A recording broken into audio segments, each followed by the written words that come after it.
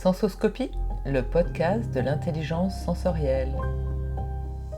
Quand on nage avec les requins, mieux vaut ne pas saigner. Des inspirations essentielles pour décoder nos ressentis, comprendre le monde, notre environnement, pour tous ceux qui cultivent l'art de percevoir et bien plus. Restez vivants dans un monde qui peut parfois sembler trop rapide, trop bruyant, trop violent, trop dispersé, insensé. Je suis Emmanuelle Motte, fœtus devenue grand-mère. J'ai souvent mouru et renaquis. J'ai d'abord été costumière pour tisser des fils et des liens, avant de franchir la frontière de l'épiderme et découvrir le costume intérieur qui façonne nos rôles. Équipée de 30 ans d'exploration pratique de nos compétences comportementales, ma capacité à interroger le système sensoriel aide tous ceux qui bloquent dans des situations complexes. Merci d'avoir choisi l'audio pour vous extraire des écrans et favoriser une écoute intime et confidentielle.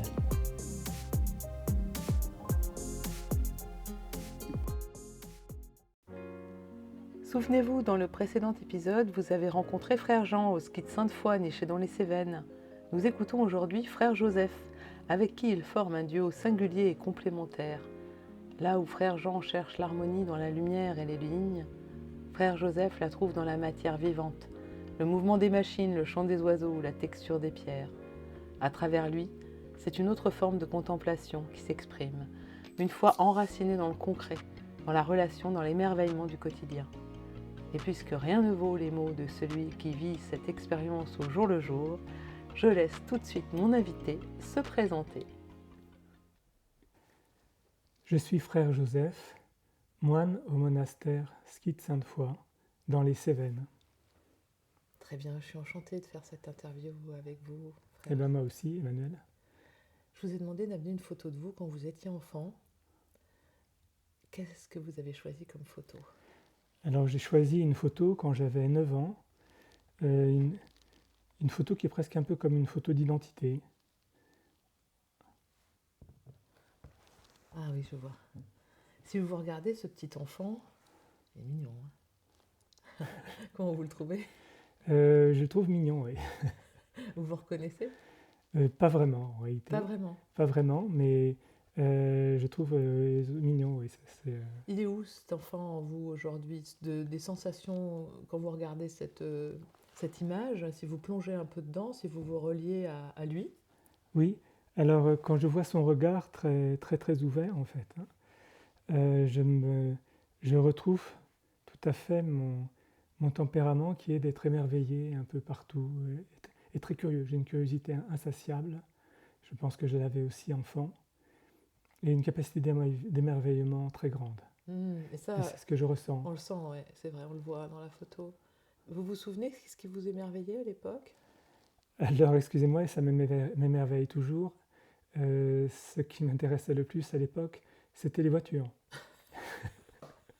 Ce qui roule. C'est toujours le cas, oui, toutes les machines en fait. C'est toujours le cas aujourd'hui en fait, je n'ai pas changé du tout de goût. Alors c'est un petit peu décalé pour un moine de s'intéresser aux machines ou aux voitures, mais je continue à regarder les voitures. Et quand j'étais enfant, quand j'avais 9 ans en voiture, je pense que je ne regardais pas tant que ça le paysage, mais je regardais plutôt les modèles de voitures qu'on croisait, leurs marques. Je connaissais à peu près tous les modèles, je pense, à l'époque. C'est moins le cas aujourd'hui. Et cette curiosité pour les voitures, enfant, ça vous faisait quoi ? C'était parce que ça roulait, parce que c'était pour aller vers quelque part, c'était une liberté ? Alors je pense que les machines, déjà à l'époque, c'était un peu comme un animal. Par exemple, j'avais un seul travail que je faisais, même déjà à 9 ans, c'était de passer l'aspirateur. Et qui était une machine, donc en fait. Et cet aspirateur, qui était un aspirateur traîneau, c'est ça, c'est ce qu'on dit avec un traîneau. Un traîneau avec un tuyau que je pourrais donc tirer. C'était vraiment un peu comme une machine, comme un animal, pardon. Et c'est plutôt ça qui m'animait. J'aime beaucoup les animaux. Déjà à l'époque, j'aimais beaucoup les animaux, on y reviendra. Et c'était un peu comme un animal. Je ne vois pas la machine comme un instrument, par exemple, de pouvoir, comme beaucoup d'hommes, ou voire même sexuel, ou de domination, pour impressionner.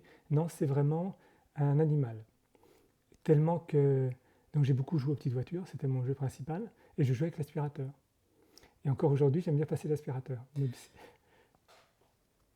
Animal et machine, je ne vois pas trop le lien. Vous pouvez me préciser? Oui, alors c'est quelque chose qui n'est pas du tout monastique, là aussi. C'est que moi, je donne même un nom à mes machines. Ah, La machine qui me sert à débroussailler, donc vous humanisez la machine en fait, un peu. oui, je ne l'humanise pas dans le sens que c'est pas un humain, mais je lui donne quand même un nom. Et c'est original. C'est pas très monastique non plus, hein. J'ai déjà eu des retraitants qui sont venus qui m'ont dit attendez, un moine orthodoxe, il ne doit pas donner un nom à une machine. Je vais me donner un nom à mes voitures Ok. successives. Donc le fait de C'est une nommer, relation. c'est voilà, créer une relation. Oui, Ah, ouais. Et donc enfant, vous créez des relations oui, privilégiées, comme besoin de faire du lien en fait, avec oui, une machine, avec oui. une petite voiture, avec d'autres choses. Alors bien sûr, avec les animaux qu'on a eus, et surtout les chiens qu'ont eu mes parents. Et j'ai toujours beaucoup aimé les chiens. C'est un animal un peu privilégié pour moi. Je me suis même senti souvent chien. Il m'est déjà arrivé de mordre un chien qui m'avait mordu, enfin qui m'avait pincé, Enfant? enfant. Un chien qui me pince, je pourrais très bien le pincer moi aussi. J'avais une relation un peu comme un chien, donc j'aime beaucoup les animaux. Et aussi au monastère, ça me suit, donc de même que je continue à m'intéresser aux voitures et à aimer les voitures que j'ai, en fait, hein, qu'à le monastère, ou les machines que nous utilisons, je m'intéresse beaucoup, bon, on n'a plus de chiens malheureusement, mais au chant des oiseaux, par exemple, en fait, aux oiseaux en, fait, en général, à les observer, à connaître le nom de leur espèce, leur type de chant, un petit peu leurs mœurs, des oiseaux qui sont dans le monastère. Toujours pareil, ceux avec qui je suis en relation.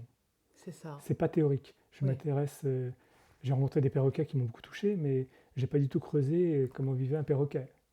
En revanche, j'ai vraiment creusé comment vit un rouge-queue, un rouge-gorge, une mésange bleue, une mésange charbonnière, une citelle torche-peau, vous voyez, tous les animaux que nous croisons sans arrêt au monastère, et qui nous connaissent d'ailleurs, tous très bien, c'est sûr, et Hmm, qui nous reconnaissent même. hmm. Donc quand on regarde cette photo Oui, de frère Joseph, enfant, avec cette curiosité, cette innocence de regard, quand vous replongez dans cet environnement, donc de nommer, de créer du lien avec des objets, d'aimer les animaux, est-ce que vous arrivez à aujourd'hui voir à quel moment ça se manifeste au-delà de créer du lien avec les oiseaux, comme vous avez dit, ou comment il vit en vous aujourd'hui, ce petit garçon-là? À quel moment vous le sentez qu'il est vivant? ben, dans ma capacité, comme je vous l'ai déjà dit, d'émerveillement, même face à une toute petite bestiole, à une larve de hanneton, c'est impressionnant une larve de hanneton, hein, c'est presque appétissant, c'est gros. Une larve de hanneton. Oui, c'est gros, hein, c'est ce que mangent les sangliers beaucoup en Ok, fait. Ils ok. adorent ça d'ailleurs. Ah, il y en a plein ici, j'ai entendu. Et donc c'est gros comme un. Quelquefois même quand c'est une belle larve, c'est enfin gros, en tout cas comme deux phalanges, quoi. Ah ouais. On sent que ça peut se manger. Eh bien moi comme un enfant, je suis là, je suis émerveillé. En fait. Je suis complètement époustouflé par la nature, euh, quelle qu'elle soit, la plus humble nature, en fait. Donc même une larve, un petit ver de terre, je suis complètement émerveillé par la capacité qu'a un ver de terre, sa manière de s'enrouler. Et, et c'est en cela que je pense que je suis complètement connecté à ce petit enfant, Ah, que je suis toujours. je vois. Je suis plus un petit enfant, je pense. Il y a des personnes qui restent un peu toute leur vie un peu adolescents ou adolescentes. Et moi, je crois que je reste plutôt toute ma vie un peu enfant. Voilà, plutôt un enfant de moins de 10 ans, en fait. Voilà. Hmm. Comment ça se passe de garder donc cette âme d'enfant, cette capacité à s'émerveiller, avec quand même une discipline, une dureté du quotidien, une gestion de la connaissance, de toute la maturité d'adulte que vous avez et toute l'expérience aujourd'hui que vous avez. Comment on marie ces deux choses-là? Eh bien, je pense qu'enfant, j'étais quand même sérieux et assez discipliné. Donc déjà adulte. Et donc, du coup, adulte, je continue à être assez discipliné et quand même assez sérieux, en fin de compte. Bon, pour moi, c'est pas antinomique. Je pouvais même avoir euh, des sentiments de responsabilité, même vis-à-vis de mes parents, ça m'est arrivé. Quand vous étiez enfant, vous vous sentiez responsable de vos parents? Ça m'est arrivé, je vais vous donner un exemple qui m'a beaucoup pesé. Puis en fin de compte, après, avec un recul, j'ai pensé que que ce que j'avais fait était bien. Mais à l'époque, ça m'avait été très lourd. c'est qu'on avait un chien que ma mère promenait dans le bois de Vincennes, hein, c'était à Paris. Et puis elle l'avait lâché, et puis manque de chance, c'est un vélomoteur qui a heurté le chien. Et ma mère, au lieu d'attraper le chien d'abord, elle a voulu aussi attraper le jadot vélomoteur, enfin, s'interposer, voilà. Et du coup, le chien s'est enfui. Il était blessé, mais il s'est enfui. Il s'est enfui, et puis il a traversé le bois de Vincennes, il a traversé une route, il s'est fait écraser. Et là, il était vraiment blessé grièvement. Donc il a fallu le faire piquer. Et ce que j'ai fait à l'époque, comme je savais que ma mère serait très très inquiète pour mon propre ressenti de cette situation, de perdre mon chien, j'ai montré aucune émotion, enfin le moins possible. Le moins Pour possible pas d'émotion, gêner votre pour mère. pas que ma mère elle soit encore en plus devant son petit en train de pleurer parce qu'il a perdu son chien, alors qu'elle se sentait responsable. Donc je n'ai montré aucune émotion. Et je pense que j'avais 7-8 ans. Donc à 7-8 ans, bien sûr, on est sérieux, moi je pense, et on peut se sentir responsable et choisir de ne pas exprimer d'émotion autant que possible pour ne pas rajouter encore de la peine à ma mère qui, elle, se sentait complètement coupable d'avoir pas su gérer notre pauvre chien. Hmm, C'est un exemple pour je vois très vous bien. donner de... Oui, oui, donc en fait, C'est il y a une évident. maturité quand même et déjà une posture de protéger, Oui, porter la souffrance que pourrait ressentir l'autre.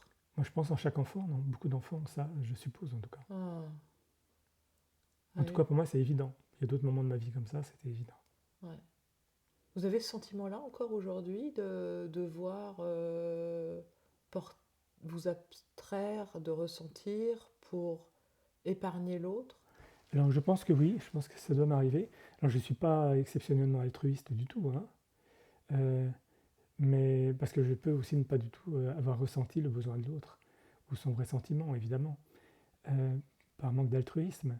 Mais, mais je pense que oui, c'est tout à fait identique. Tout à fait identique. Hmm. Je vois pas tellement de différence en fait entre ce petit enfant et moi aujourd'hui, quel que soit le plan. Du coup, quand vous le regardez, est-ce qu'il est fier de ce que vous avez fait de vous? Ah, ce petit enfant, ben, je pense qu'il est assez neutre. Il a fait ce qu'il a fait, tout simplement en fait. Je pense qu'il est assez neutre. Et je pense que je suis assez neutre sur ma vie.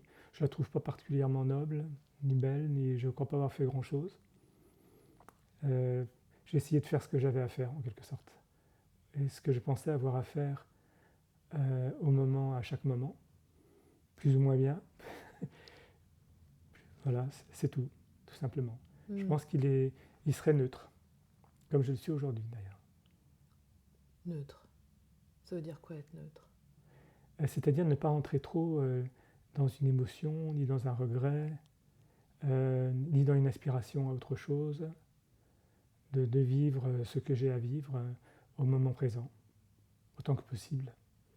Et bien sûr maintenant, ce qui n'était pas le cas quand j'étais enfant, parce que je n'avais reçu aucune éducation religieuse, maintenant toujours en essayant, enfant j'essayais d'écouter plutôt mes impulsions, euh, d'écouter mon cœur en quelque sorte. Et puis aussi ce que me demandait la société quand même, déjà enfant. Et puis maintenant, j'essaie d'être à l'écoute du plus profond de moi, de plus profond. Mais peut-être qu'en fin de compte, je mets un autre mot, mais que je suis à l'écoute de mon cœur autant que je peux aujourd'hui, et que j'étais aussi à l'écoute de mon cœur autant que je pouvais à l'époque. Hmm. Là aussi, je ne sens pas vraiment de grande différence. Est-ce qu'il y a une nuance entre écouter son cœur et écouter son besoin? Ah oui, alors la nuance est énorme, parce que quand on écoute son cœur profond, on fait souvent des choses, on est appelé du moins, on n'écoute pas forcément cet appel, mais étrangement, notre cœur profond, il nous appelle, et donc je pense bien sûr que c'est la personne que j'appelle Dieu qui nous appelle à travers notre cœur, au plus profond de nous appelle toujours à faire des choses, enfin pas toujours, souvent, à faire des choses qui ne sont pas si confortables que ça. La vie dans un monastère, par exemple, n'est pas si confortable qu'on pourrait l'imaginer. Et donc, ça me fait traverser des choses qui sont assez inconfortables, de manière assez sereine, je pense. En fait. C'est en cela que je pense que j'écoute toujours autant que je peux, à mon petit niveau, mon cœur. Mais Hmm. quelquefois, je ne réponds pas à l'appel si ça me paraît trop inconfortable. Ça arrive.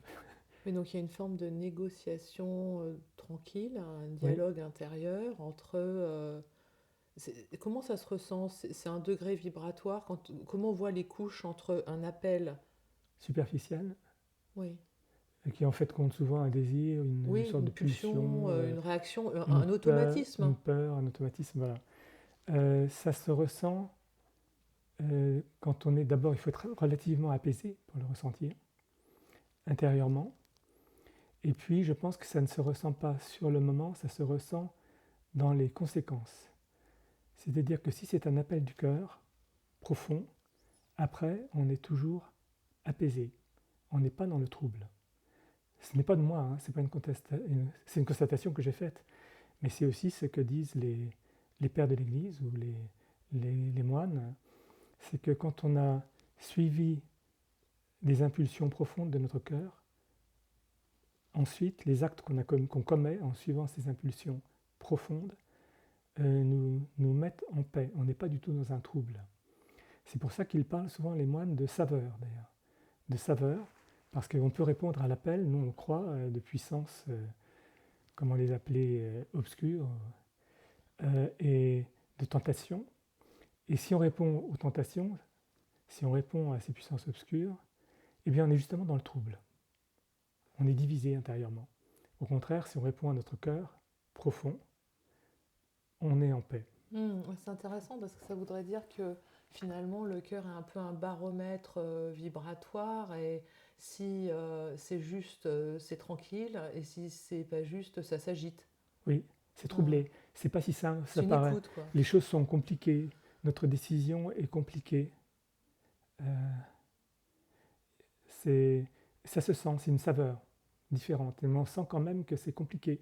Qu'on se dit, je dois faire telle chose, mais c'est quand même un peu compliqué. Par exemple, quand je vois autour, là, dans le monastère, vous avez beaucoup œuvré, le jardin est splendide, les murs de pierre. Ça, ça vient d'un appel ou comment vous décririez toutes les œuvres qui ont été, qui aujourd'hui manifestent une telle beauté dans ce lieu que vous Alors, avez fait? il y a deux choses. La beauté du lieu dans lequel nous sommes, le ski de Sainte-Foy, son harmonie, vient d'abord d'un regard qui n'est pas le mien. C'est le regard du frère Jean, qui est le fondateur du monastère. Ce n'est pas le mien et je pense qu'il faut un seul regard. Dans ma vie, j'ai toujours observé que quand quelque chose est très harmonieux, même homogène dans l'erreur, même l'erreur est harmonieuse en quelque sorte, et c'est parce qu'il y a un seul regard. Moi, je suis informaticien de profession et je me rappelle qu'au niveau informatique, quand on crée un logiciel, c'est mieux qu'il y ait un seul architecte global. Du coup, le logiciel peut même être homogène dans l'erreur, quelque chose ou dans l'imperfection plutôt que dans l'erreur. Il y a une logique. Il y a une logique, il y a une harmonie dans l'imperfection. Et là, donc, l'harmonie du lieu vient vraiment du regard du frère Jean, qui est un regard très artiste. Moi, par contre, comme je vous ai dit, j'aime les machines, j'aime les animaux, j'aime la relation aux pierres, aux choses, mais je ne me préoccupe pas tant que ça de l'harmonie globale. C'est l'œuvre du frère Jean. Et par contre, quelle était votre question? Vous pouvez revenir parce que j'ai un peu dévié. C'est pas grave, c'est ça, c'est-à-dire le fait de, quand même, d'accord, c'est l'harmonie du frère Jean, ce lieu avant tout, mais néanmoins, les murs en pierre, par exemple, Ah c'est oui, vous qui les avez faits. prenons l'exemple des murs en pierre, qui rejoint ce que je vous ai dit sur l'écoute du cœur. Si je suis en train de faire un mur à pierre sèche, alors la caractéristique des murs à pierre sèche, c'est un travail que je fais un peu moins parce que j'ai une moins bonne santé, mais donc les murs à pierre sèche tiennent des terrasses de terre. Donc c'est un empilement, comme vous avez dit d'ailleurs dans votre visite, un empilement de pierre qui fait à la base peut-être 80 cm, 1 mètre, et en haut un peu moins, ça peut être 60 cm, et ça peut être un mur de 3 mètres. Hein. À ce moment-là, il faut que la base soit plus large. Moi, je fais seulement des petits murs, pas plus de 2 mètres en général. Et la caractéristique de cet empilement, c'est qu'il sert à tenir la terre, à construire, à bâtir une terrasse. Ce qu'on bâtit, ce n'est pas le mur, en fait, c'est une terrasse de terre, parce que dans le monastère, enfin, la nature autour de nous, les cévennes du terroir de schiste, schisteuses, ce ne sont que des éboulis de pierre et de terre. On ne pourrait pas y faire pousser des arbres, et en particulier surtout pas des châtaigniers, ni des fruitiers, ni cultiver tellement, c'est que des éboulis. Donc il fallait rassembler les pierres et apporter de la terre, souvent d'alluvions des rivières.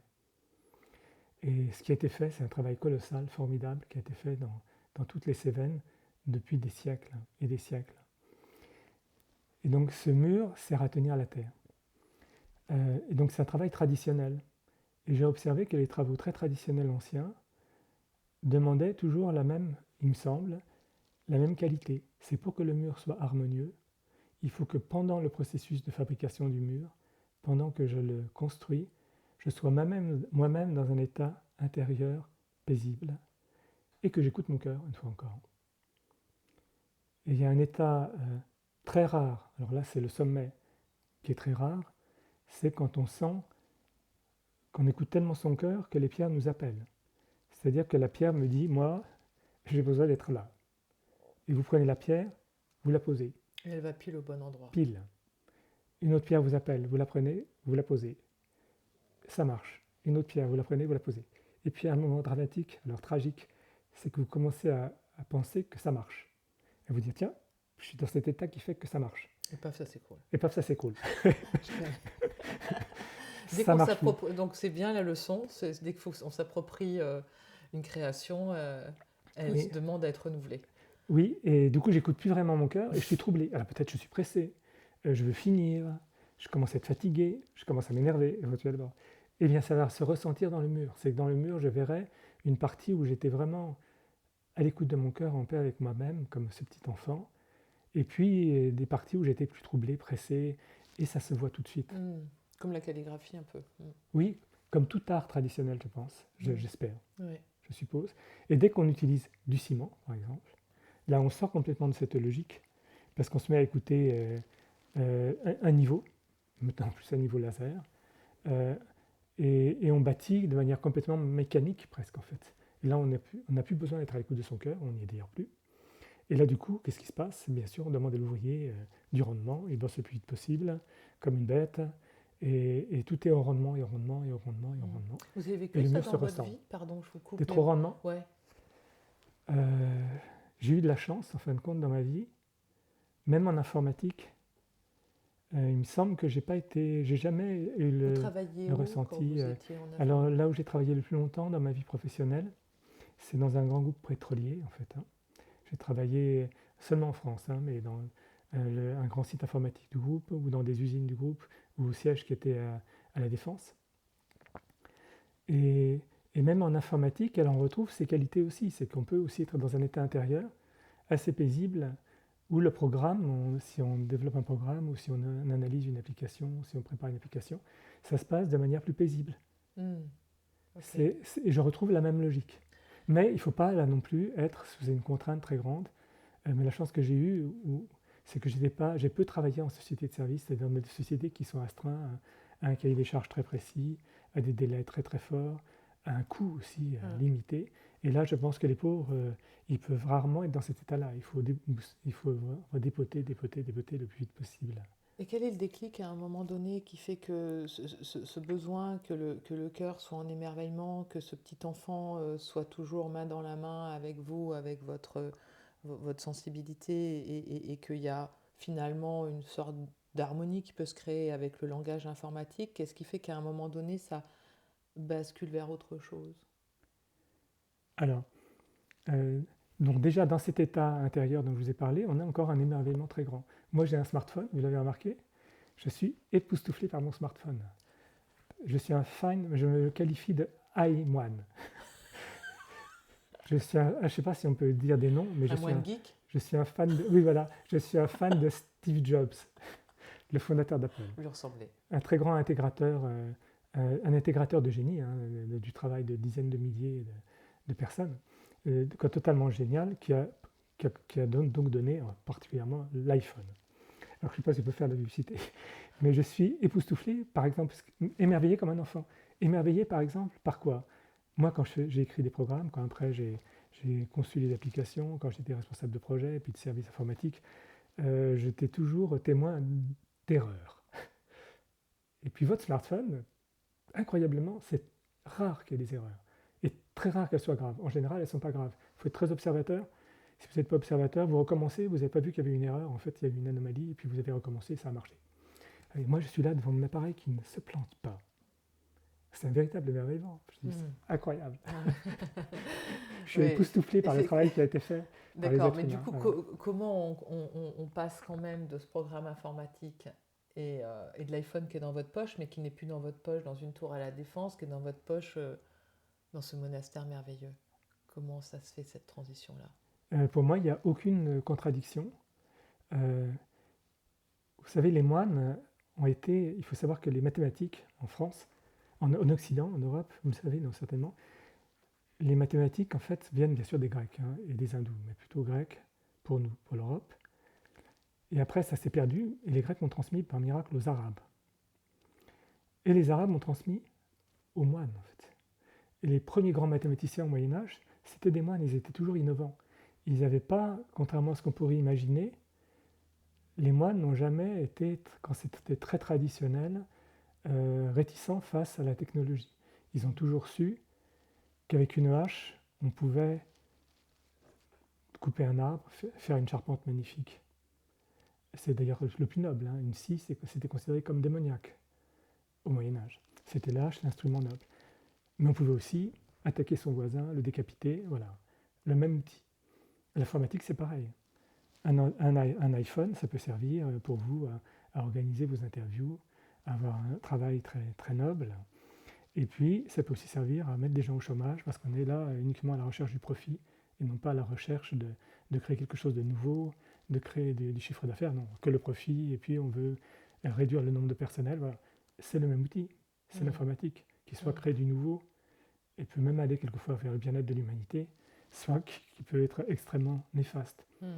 pour l'être humain. Donc c'est complètement neutre. Et ça, j'en suis conscient. Et donc, j'ai cette approche. Bon, l'avantage, c'est que l'iPhone, au moins, il met personne au chômage, d'ailleurs, en ce qui me concerne, en monastère. Ouais. Euh, et donc, j'en suis conscient et je peux garder cet émerveillement. Je vois. Ouais, il y a une constante qui se décline différemment, mais Oui, il y a cette quelle que constante. soit Hmm. la chose avec laquelle je suis en relation, Ouais. ou J'ai l'être, ou le sujet, avec lequel je suis en relation. j'ai vu le magnifique jardin où vous m'avez emmené hier, où on a ramassé les branchages et Oui. c'est vraiment. Vous y passez beaucoup de temps? Alors, normalement, c'est plutôt. Le frère Jean a des problèmes de santé actuellement, donc je le remplace un peu. C'est plutôt lui, le jardin. Alors, moi, enfant, j'étais peu en relation avec les plantes. Parce que j'étais un pur, je pourrais dire, une sorte de plante hors sol. C'est-à-dire? C'est-à-dire que moi je jouais dans un appartement avec une petite voiture, avec mon chien éventuellement, voilà. Mais la seule chose qui me reliait à la nature, en fin de compte, c'était un animal. Mais sinon, j'étais plutôt une plante hors sol. J'aurais jamais cueilli une fleur. Vous alliez pas dans la forêt, vous alliez pas vous Si, promener au mais je parc? m'intéressais pas tant que ça, en fin de compte, je pense. Là aussi, je regardais les chiens, ou je regardais les voitures, mais je regardais même pas trop les arbres, pas trop les plantes. J'étais pas très tourné vers le végétal. Alors, en revanche, par rapport aux pierres, là, il y avait un pont évident, c'est que j'ai énormément joué au Lego. Et maintenant, je fais des pierres sèches, des murs à pierres sèches. Comme des Lego. Le pont, il est évident Ouais. avec les Lego. Là, il y avait vraiment un pont. Évident. Et puis la matière me correspond. Je collectionnais des pierres quand j'étais enfant. Là, c'était la seule collection que j'ai jamais faite dans ma vie, c'est des pierres et des fossiles. Ah. Vous voyez, c'est animal, c'était pas des fossiles végétaux. Animal, genre trilobite, des choses comme ça. C'était un miracle si j'en trouvais. Ou Minéral. ou minéral. Hmm. Voilà. Mais le végétal, là, j'étais très très mal. Et les arbres qui sont là, le cerisier par exemple? Alors, il a fallu donc du temps pour que je m'habitue, même couper l'herbe.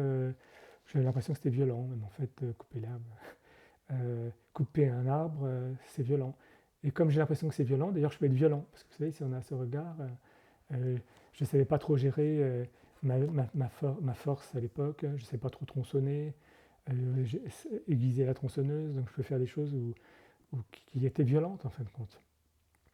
Et là, il m'a fallu une progression, jusqu'à ce que je finisse par considérer les plantes un peu comme des animaux, en fin de compte, et, et penser vraiment qu'elles ont une forme de conscience. Je suis sûr qu'un animal a une conscience. Alors, est-ce qu'on peut parler de l'âme des plantes? L'âme des animaux, c'est sûr, mais vous savez que le mot âme vient de anima, vient de ce qui est animé, fait donc la distinction avec les plantes. Donc, mais je pense qu'il y a quelque chose comme ça, et donc je m'intéresse à ça aussi pour les plantes, à me dire qu'elles ont une sorte d'esprit, je ne sais pas lequel, il y a Comme les quelque plantes qui chose, soignent par mais exemple. pas un esprit au Ouais. sens animiste du mot, Non mais bien je vois, sûr. ouais. Je ne vais pas adorer la création ni rien, mais pensez qu'elles ont quand même quelque chose de plus que juste une espèce de mécanique. C'est plus qu'une mécanique en fait, une plante. Voilà. Et donc petit à petit, je m'intéresse de plus en plus aux plantes. Alors c'était un peu par service, bien sûr, au début. Et puis après, ça m'a complètement... De plus en plus. Et par exemple, j'ai fait une expérience un peu enfantine, parce que normalement, ça ne se fait pas. C'est qu'on nous avait offert des cerises Napoléon, des très bonnes cerises blanches, très originales. Et puis j'étais un peu fasciné par ces cerises. Et je me suis dit, bah, tiens, je vais planter une cerise dans un pot. Normalement, ça ne se fait pas. Vous savez, on fait germer la cerise dans de la ouate, ce que ne faisaient pas les anciens, d'ailleurs, ils n'avaient pas de ouate ou de sopalin, au réfrigérateur. Alors comment faisaient les anciens? Peut-être ils faisaient comme j'ai fait. Et donc j'ai mis la cerise dans un pot, j'ai arrosé, rien, j'ai attendu. Et puis, coup de chance génial, ça finit par sortir. Alors pour moi, c'est pareil, l'émerveillement est total. Face à une plante qui naît, je suis complètement époustouflé de cette petite chose qui sort là. Et puis donc je l'ai plantée dans la nature, à un endroit très très privilégié en fait, où je pensais que peut-être elle pourrait profiter un peu de l'eau du potager, mettre ses racines sous le potager, voilà, très privilégié. Mais le problème de ces endroits très privilégiés, c'est que c'est là où le frère Jean coupe l'herbe, avec une débroussailleuse à roue. Alors du coup, je l'ai entourée, protégée, etc. Elle a grandi, et puis elle est devenue, cette petite arbre est devenue un très grand cerisier en 28 ans. Tellement que, mais très très grand, je ne sais pas la hauteur, mais une dizaine de mètres sûr, ce qui est très haut pour un cerisier. Et alors, émerveillement complet. Et un jour d'ailleurs, on a un visiteur qui est un chef gastronomique, parce que le frère Jean fait très bien la cuisine, il a des amis grands chefs cuisiniers. Et il voit ce cerisier qui avait ses cerises. Et puis il lui dit, voilà, il a des cerises Napoléon, vous pouvez en prendre si vous voulez, il y a tout ce que vous voulez. Il fait des dizaines ou des centaines de kilos de cerises Napoléon. Et il dit, ah, mais les cerises Napoléon, mais c'est très cher, c'est incroyable, vous avez ces cerises-là ici, comment vous avez fait? Et le frère Jean lui répond, maintenant, on n'a rien fait et il est là depuis très très longtemps. Et puis j'arrive et j'entends, il est là depuis très longtemps. Je dis, non, il n'est pas depuis très longtemps, il est là depuis 28 ans. Miracle absolu.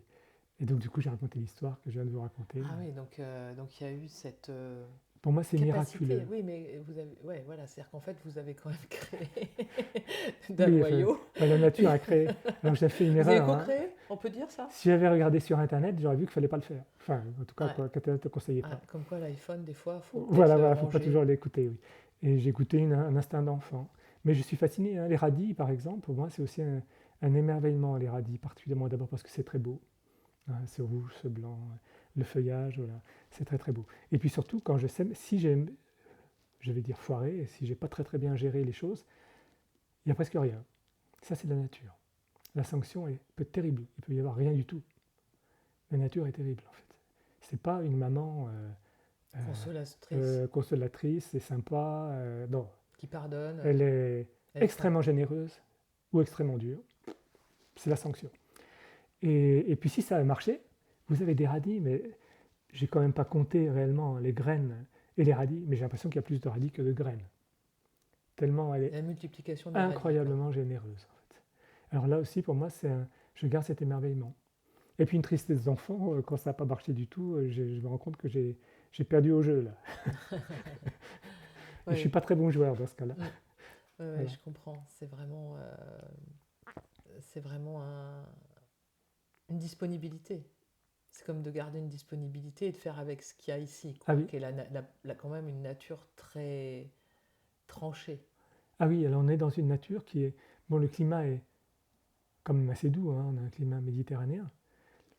Mais quand même, le paysage est rude et c'est un climat quand même assez rude, puisqu'il peut y avoir des épisodes cévenols, hein, donc des pluies torrentielles. Il peut y avoir des vents forts qui cassent les arbres. Donc c'est quand même, oui, une nature. Moi, je n'idéalise pas du tout la nature. Je l'ai idéalisée quand j'étais jeune. C'est un peu... voilà. Mais maintenant, je l'idéalise plus du tout. Je vois bien qu'elle peut être extrêmement dure, elle nous donne beaucoup de travail. Nos frères sangliers, que j'apprécie beaucoup, qui m'émerveillent aussi, parce que je trouve ça super mignon, les marcassins. Il m'est arrivé d'avoir des relations avec un très gros mâle qui n'avait aucune peur de moi. Et vraiment, on est resté face à face sans se regarder, parce qu'il le prend pour une agression, lui un peu de côté. Donc je me soi-même être un peu de côté aussi comme lui. Mais je sens qu'il y a une vraie relation. On pourrait nouer une relation. prudente. Mais c'était avant la saison de la chasse, hein. Il n'a pas encore peur. Et, mais on est quand même obligé de chasser.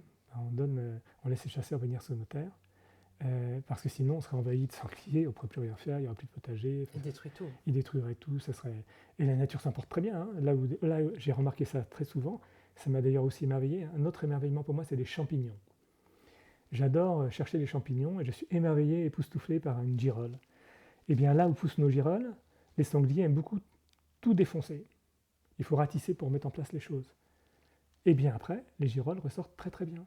La végétation repousse très bien. En fait, ils ont biné. Alors ils n'ont pas fait le jardin à notre goût. Voilà. Ça ne répond pas à nos objectifs. Mais la nature, elle, s'en porte beaucoup mieux peut-être qu'avec notre action à nous. Parce que ce qui pousse est beaucoup plus dynamique, beaucoup plus varié, beaucoup plus diversifié. Et donc probablement pour la nature, ce qu'ils font est mieux que ce que nous faisons. Mais nous, on ne récolte rien dans ce cas. Voilà. Oui, donc il y a une façon d'être en partenariat finalement. Avec la nature. Oui, certainement, oui. Le frère Jean m'a beaucoup appris ça en fait, hein, aussi. C'est de donner un visage en fait, aussi à la nature, aux plantes. Lui, il le fait beaucoup aussi, bien sûr. De personnifier. Alors c'est dangereux quand on dit personnifier parce qu'on peut nous accuser d'être un peu animiste, quoi, en fait, hein. C'est quoi le risque? Le risque, c'est de se mettre à être dans un état un peu d'adoration de la nature, en fait. Le risque, c'est un risque que j'avais moi-même quand j'étais jeune. Donc j'étais écolo un peu intolérant, à fond contre la chasse. Mais alors j'avais un rêve enfant, hein. C'était d'acheter un fusil à pompe et de chasser les chasseurs, vous voyez un peu. Ah oui. Enfant, je voulais être violent, vous voyez, comme dans un film de cow-boy. Voilà, parce que je me disais après tout, pour une fois, ça sera à armes égales avec les chasseurs. Alors, on sera tous les deux à armes égales. Maintenant, je ne suis plus du tout comme ça. Vous voyez, c'est le risque de trop d'écologie, une écologie complètement intolérante. On pourrait même se dire, j'y ai pensé, mais je ne suis pas le premier. Malheureusement, j'y ai pensé. Et ce que je veux dire n'est pas du tout monastique et terrible, mais c'est un vrai danger, et certains l'ont fait. C'est de se dire, après tout, il vaudrait mieux que l'humanité disparaisse. Si l'humanité disparaît, la nature peut reprendre, complètement libre. Et on pourrait se dire, après tout, il faudrait peut-être un petit coup de pouce là pour faire disparaître l'humanité. Je ne suis pas le premier à l'avoir pensé, hein. Il y a des gens qui le pensent. Je crois même qu'il y a un Suédois, je ne sais plus où, qui avait pris un flingue, qui a tué une centaine de personnes, et ça faisait partie de son idéologie, en fait. Vous voyez, ça peut être terrible d'idéaliser trop la nature, de manière, comme toujours, fanatique. Tout court, et puis d'être un fanatique, bien sûr. Mais donc, en fait, c'est ça, c'est les excès. Les excès, donc, voilà, fanatiques. Quand j'entends ça de votre sensibilité, ça serait que un cœur sensible qui peut ressentir une injustice et se mettre en colère. Oui. Oui, on peut le voir comme ça. Et donc même enfant, alors ça m'a... Mais maintenant, ce n'est plus du tout le cas, puisque j'ai compris justement d'abord que la nature est une création de Dieu, et que l'être humain est à l'image même du Créateur, qu'un être humain c'est complètement merveilleux et ça doit être respecté, bien sûr, même s'il fait les pires bêtises. Et ça, je l'ai bien compris. Et j'ai surtout compris que la nature est terrible. C'est-à-dire que dans la nature, tout n'est que prédation. C'est que tout le monde mange tout le monde. Il y a toute une chaîne, comme vous savez, où les uns mangent les autres, etc. C'est toute une chaîne invraisemblable où tout le monde se mange. C'est-à-dire que le sanglier que nous on tue et qu'on mange, il mange les larves. Vous voyez, tout est comme ça dans tous les domaines. Je ne sais pas, une sauterelle va manger, enfin certaines de nos sauterelles mangent des tout minuscules insectes, je suppose, hein, je ne sais pas exactement ce que mangent les sauterelles qui sont dans nos maisons, mais en tout cas, elles sont mangées par le rouge-queue, sans aucun scrupule, bien sûr. Et tout est une chaîne comme ça, et le rouge-queue, lui, il est mangé par un chat. Voilà, c'est toute une chaîne invraisemblable comme ça, en fait, de prédation. Et je l'ai compris, mais tardivement, c'est vrai. Elle est magnifique et terrible. Ouais, non, alors que l'humanité a cette capacité moins prédateur. Alors je pense que l'humanité fait partie de cette chaîne. Mais est-ce qu'elle peut, en tout cas, comme fait un animal, c'est en faire partie de manière assez... elle pourrait le faire de manière plus raisonnée. Certainement. Je ne suis pas un militant écologiste, hein. Mais il pourrait le faire de manière plus raisonnée et de manière toujours moins violente intérieurement. On peut faire quelque chose qui apparaît comme violent extérieurement, bien sûr, comme tuer un animal, hein, comme on va envoyer à la boucherie, mais le faire de la manière la plus noble possible.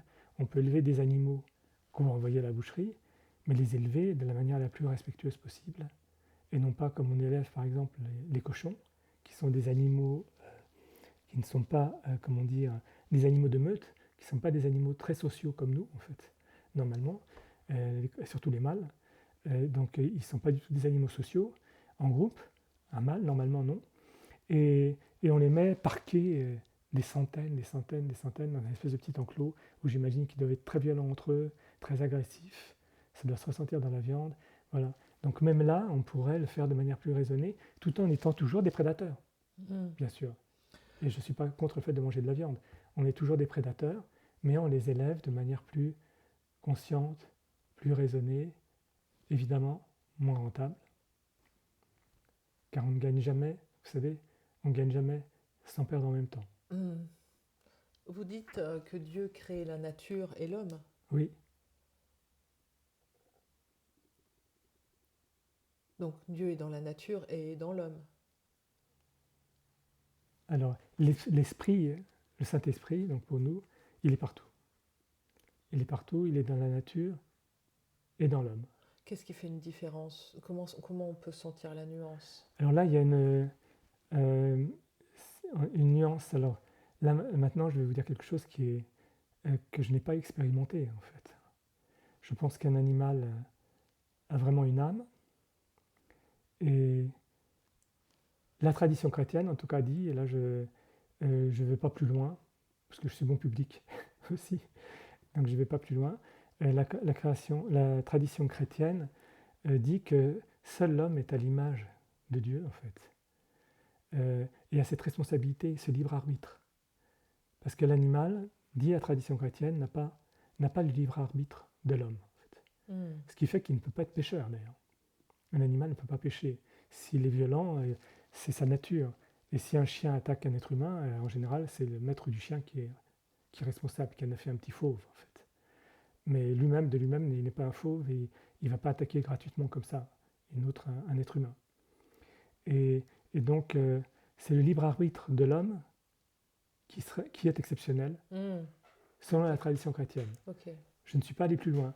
Mais de ce que j'ai vu d'un chien, effectivement, je pense que je connais assez bien les chiens, à part les chiens dressés pour attaquer, en fait. J'ai jamais vu chez un chien quelque chose de pervers. Quand il attaque, c'est qu'il a peur, en fait. Un humain aussi. C'est très. Je pense que l'être humain peut être beaucoup plus trouble. Beaucoup plus trouble.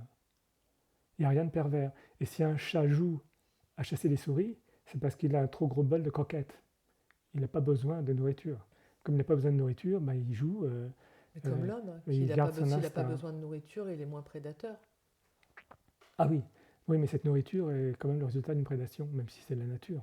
Même si c'est, comment dire, même si on est végétarien, pour que la culture puisse être viable, ben, il faut quand même empêcher les animaux de tout défoncer.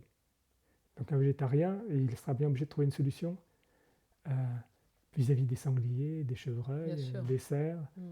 Qu'est-ce qu'il va faire? Mm. À mon avis, il va déléguer à quelqu'un de faire quelque chose, quoi. Mm. Voilà. Et s'il ne fait rien, ben, les cultures sont défoncées, donc on ne pourra pas être végétarien. On ne pourra Mm. pas nourrir des milliards C'est d'individus. complexe. C'est évident. On ne peut plus vivre de cueillette, d'ailleurs. D'ailleurs, on vivait de chasse et de cueillette, mais pas que de cueillette. Et même pour vivre de chasse et de cueillette, vous le savez, on est certain qu'on ne pourrait plus du tout vivre de chasse et de cueillette. Il faut bien sûr forcément une culture beaucoup plus intensive pour nourrir des milliards des milliards d'individus. Mm. Oui, je vois. Mm. Excusez-moi, j'ai un peu dérivé, hein. Non, non, Mais dans non. tout ça, je garde toujours une sorte d'émerveillement pour les sangliers. Et puis je sympathise beaucoup avec les chasseurs. Je m'émerveille sur la manière avec laquelle ils chassent, ce que font les chiens, sur le fait que les sangliers sont plus intelligents que les chiens. Tout ça, ça m'émerveille en fait, quoi. Ouais. Même la chasse. Cette notion d'émerveillement, elle est vraiment intense hein, chez vous. Oui, c'est vrai. Et de curiosité. Ouais. C'est là où on se dit que ce petit garçon, il est vraiment intact. Est-ce qu'il avait des désirs, cet enfant? Il voulait être quoi quand il était petit? Alors, quand j'étais à l'âge de ce petit enfant, je suis presque sûr que je voulais être professeur d'histoire. Rien à voir avec les voitures, hein. Ça a plutôt Et à les voir avec les machines, femmes. C'est que j'avais bien le professeur d'histoire qui était une dame que je trouvais super. comme quoi la transmission se fait par l'amour. Bien sûr, que je trouvais que c'était une prof super. Ça me passionnait complètement. Et j'aimais beaucoup l'histoire ancienne. En fait, et ça m'est resté, bien sûr, puisque comme on a une religion ancienne, si on veut un peu comprendre nos textes, eh bien c'est bien d'avoir un peu de notion d'histoire ancienne. Ouais, donc c'est intéressant parce que finalement, ce que vous faites aujourd'hui, ça nourrit aussi cette envie qu'avait ce Oui, petit garçon ah d'histoire. oui, Parce que bien finalement, sûr. il y a l'histoire des pères de l'Église Le et pont de... est évident. Le pont est Vous complètement avez évident. répondu à votre désir de petit garçon en plus. Ah oui, oui, puisque je suis souvent en train de lire des choses très anciennes, des textes anciens. On chante une partie des offices en slavon. Slavon. Et donc là, je me régale parce que c'est carrément une langue ancienne qui a été même créée vers l'an 1000 par deux saints qui ont voulu traduire la Bible qui était déjà traduite en grec. L'Ancien Testament a toujours été en grec, hein. Pardon, le Nouveau Testament a toujours été en grec. L'Ancien Testament, bien sûr, était en hébreu ou en araméen, mais très majoritairement en hébreu et un peu en grec aussi. Et, et donc, ils ont traduit l'Ancien Testament du grec, de la version grecque qui existait, et le Nouveau Testament qui était déjà en grec. Ils les ont traduits en slavon dans une nouvelle langue qu'ils ont créée à partir des dialectes de là où ils étaient. Ils étaient de quelle région? Ils étaient entre la Bulgarie et la Macédoine, dans ces coins-là, en fait. Dans les C'était un Balkans. dialecte, oui, comment on dirait, C'était des peuples bulgaro-macédonien. nomades un peu des C'était des Balkans? Slaves. Non, non, là, on est vers l'an 1000, je pense que c'était très sédentarisé déjà, Ok. certainement. Et Très, donc très ça, ils ont sédentarisé. créé une langue.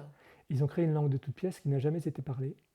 Ils ont créé une grammaire en s'inspirant bien sûr des dialectes slaves, pour que les peuples slaves puissent comprendre le plus facilement possible cette traduction du grec en slavon. En slavon. Et en gardant même, ils ont fait un calque. Ils ont gardé même l'ordre des mots grecs en slavon. Donc, Et du coup, ok. on est vraiment dans l'histoire ancienne, même quand on chante la liturgie en fait. Ah. Donc le pont est Donc entier. les chants d'hier, vous les chantez en slavon Oui, et vous les ou en comprenez. français. C'est impératif de comprendre ce qu'on chante. Je ne comprends pas tout le slavon parce que c'est une langue très très difficile, hein. Et la grammaire était elle-même très très difficile, plus difficile que la grammaire russe. Mais j'ai appris avec des Russes très compétents, des chantres russes, tous ces textes que je chante, je les ai appris avec eux, je connais la grammaire de ces textes et je les comprends, je comprends chaque mot. Voilà, c'est indispensable parce qu'en fait, on a deux difficultés avec le slavon et le russe. Une difficulté qui est celle de toute langue, c'est que si on ne comprend pas le texte, on ne peut pas donner les accents dans la phrase. En français, vous savez, on dit souvent, le français n'a pas d'accent tonique. L'accent tonique est toujours sur l'avant-dernière syllabe ou la dernière syllabe. Et donc on dit, il n'y a pas d'accent en français. Mais ce n'est pas vrai du tout. En fait, la langue française a énormément d'accents, magnifiques. C'est pour ça que beaucoup d'étrangers aiment le français. Et la poésie française, c'est parce qu'il y a un accent dans la phrase. Il y a un mouvement dans la phrase, en fait. Il y a une modulation de Même fréquence. si chaque mot, effectivement, est accentué plus ou moins à la dernière ou avant-dernière. Voilà. On a la même chose en slavon. Si on ne comprend pas la phrase, on ne peut pas mettre l'accent dans la phrase, parce qu'on va accentuer quelque chose qui ne l'est pas. Par exemple, nous sommes montés ensemble dans l'atelier. Si vous ne comprenez rien, vous pouvez très bien dire nous sommes montés dans l'atelier et vous accentuez dans, ce qui n'a aucun sens. Ben oui, comme vous ne comprenez rien, vous accentuez n'importe comment. Et donc il faut comprendre pour savoir que ce qui est important, c'est que nous sommes montés est important, ensemble, dans, qui n'est pas important, l'atelier. Donc on accentue. Mais en slavon, et en plus la difficulté du russe aussi, c'est que chaque mot a un accent n'importe où. Peut-être qu'en russe, atelier, l'accent sera sur le A. Ça sera dans l'atelier. C'est pour ça que vous entendez des Russes qui parlent, c'est très joli en français, qui vous accentuent les mots aussi. Donc, ça vous donne, je sais pas si vous tout avez... étranger qui parle une langue, Oui, ou même nous, et là, en parle l'occurrence, anglais. eux, ils accentuent les mots. Alors du coup, ça vous donne une musique très très intéressante en français, où il est en train d'accentuer dans l'atelier, juste comme ça. Et quand vous chantez les textes, c'est toujours la même modulation ou il y a quelque chose qui va venir modifier quand même un peu le... Quand je chante, j'essaie donc d'être le plus traditionnel possible. Et donc il y a comment dire, il y a ce qu'on appelle des tons, c'est qu'il y a des sortes de canevas mélodiques. Vous savez, c'est quand on dit par exemple j'ai du bon tabac dans ma tabatière. Voilà. On pourrait dire il y a aussi du beurre dans le frigidaire et je vais monter dans l'atelier. Oui, on garde un canevas mélodique. Et donc nous, on a une multitude de canevas, ça existait aussi dans le chant grégorien, parce que c'est un chant a cappella. Les instruments de musique sont interdits.